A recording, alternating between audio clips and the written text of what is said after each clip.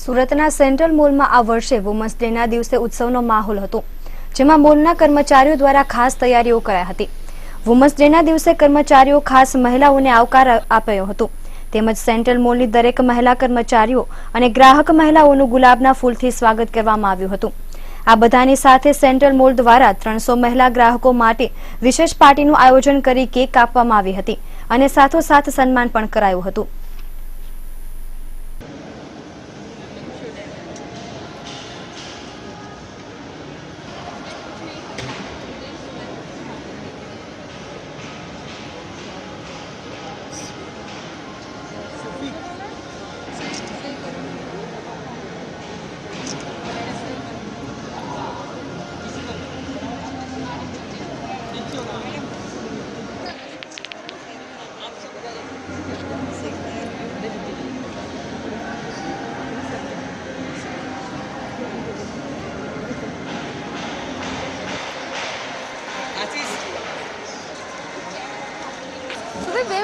एक मिनट